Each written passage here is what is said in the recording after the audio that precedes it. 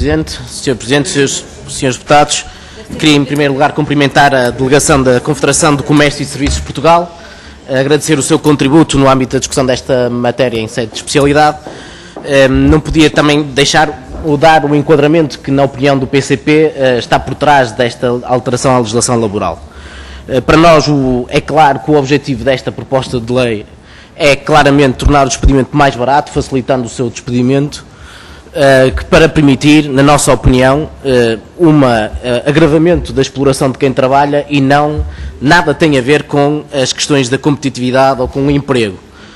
Aliás, vou já retirar parte da sua intervenção, porque precisamente acho que esclarece essa matéria de uma forma muito elucidativa. Para nós, este processo de transformação, de alteração da legislação laboral, enquadrado num conjunto de medidas que estão em cima da mesa, de acordo com aquilo que foi o acordo com a Troika, não visa melhorar a competitividade, visa sim um processo longo, profundo, de substituição de trabalhadores com direitos por trabalhadores sem direitos, e esse é o processo que está a ocorrer e que está em cima da mesa no mercado de trabalho nacional.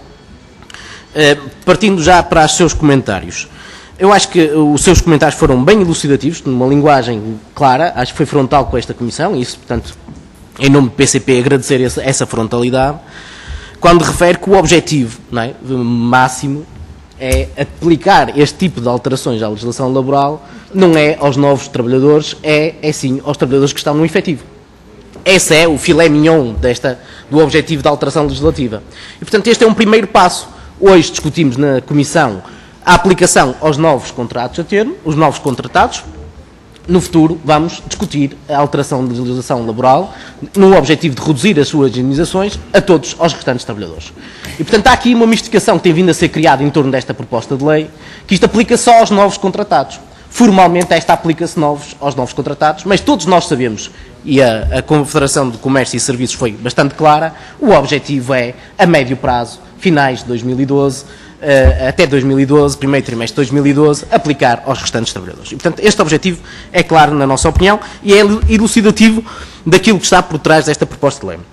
Depois diz, não vai resolver o problema de criação de novos postos de trabalho. Muito bem, concordo consigo. Segundo a mistificação em torno desta proposta de lei, que tem vindo a ser alimentada à torto e à direito de uma forma pouco rigorosa, para não dizer de outra forma, que é, com isto vamos ajudar a criar novos postos de trabalho. O que disse é verdade. Não vamos resolver o problema da criação de postos de trabalho. Não se cria um posto de trabalho facilitando o despedimento. Isso concordo plenamente com a sua afirmação. Agradeço a clareza daquilo que é o objetivo desta proposta de lei. Diz, trata sim da manutenção e fala da reestruturação. Ora, reestruturação das empresas, muito bem. A pergunta que eu lhe quero deixar é difícil despedir em Portugal? Com mais de 1 milhão de desempregados no nosso país, é difícil despedir no nosso país? Como é que justifica 1 milhão de desempregados? Temos o despedimento por extinção do posto de trabalho, temos o despedimento por o despedimento coletivo, temos N formas de despedimento, 80% dos novos contratados são trabalhadores precários cujo despedimento está garantido no final do prazo de contrato a termo. Então diga lá como é que é difícil despedir em Portugal. Não é verdade. E mais, esse não é o problema de fundo da nossa economia, como referiu, mas depois entrou em contradição.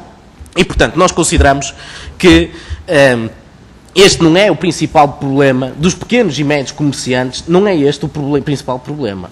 Como sabe muito bem, melhor que o PCP, disse que 98,7% dos seus associados são pequenas e médias empresas. E muitas dessas pequenas e médias empresas são de estrutura familiar, em que se emprega o dono da loja, mais um ou outro familiar na própria loja. E, portanto, não se trata aqui do despedimento que resolve algum dos problemas destas empresas. Depois diz, efetivamente aborda o problema que nós consideramos que hoje milhares de pequenas e médias empresas enfrentam. Diz, é preciso que haja consumo, dinheiro em circulação. Sem mercado interno não há saída para a crise. Plenamente de acordo. Agora, despedir não vai resolver nenhum destes problemas. Facilitando o despedimento, nós não vamos ter mais dinheiro em circulação. Mas não consegue, esse milagre não consegue. Com menos trabalhadores, não vai ter mais dinheiro em circulação. Não vai ter emprego. Se não tem emprego, não tem circulação, não tem consumo. E, portanto, o seu setor, o setor das pequenas e médias empresas, vai sofrer um golpe brutal.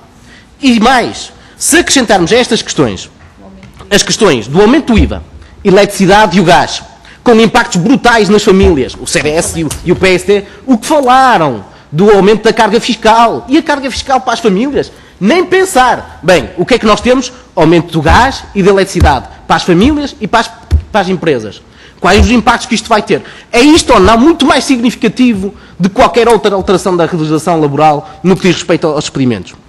Mais, corte nos salários, só corte no subsídio de Natal, e agora corte nos salários, e agora corte nas indenizações. E, portanto, entrou em contradição.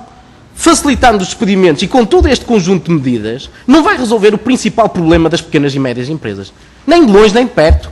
Os despedimentos e a facilitação dos despedimentos vai ser, sim, uma mais-valia muito significativa para o grande patronato, para as grandes empresas, para as empresas distribuidoras, a distribuição.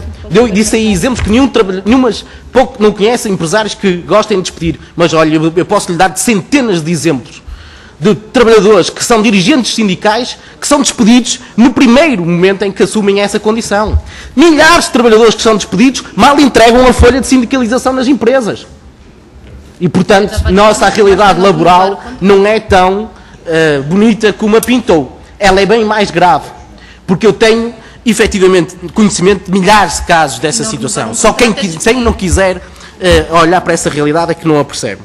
E, portanto, nós temos que com este conjunto de medidas, o cenário, pergunto-lhe, não é ou não de tremenda dificuldade para as pequenas e médias empresas, e se nós não podemos estar face ao encerramento de milhares de pequenas empresas, porque, pura e simplesmente, não vão ter direito ao consumo, não vão ter consumo. O corte no subsídio de Natal, o impacto que isto vai ter nas pequenas e médias comerciantes é muito mais significativo do que qualquer alteração à legislação laboral. E, portanto, alterar a alteração dos despedimentos e da redução das indenizações nos despedimentos, na nossa opinião, não resolve nenhum problema do nosso país, visa assim agravar a exploração de quem trabalha e das injustiças do nosso país, e isso é que é a verdadeira dimensão e objetivo deste projeto de lei.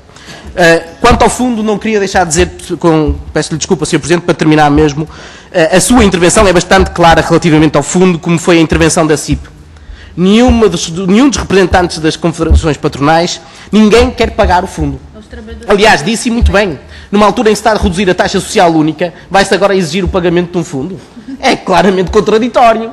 E, portanto, esta mitificação à volta do fundo, porque no projeto de lei, o que nós temos é, na proposta de lei digo, o que nós temos é a redução das indenizações. Não temos lá fundo absolutamente nenhum.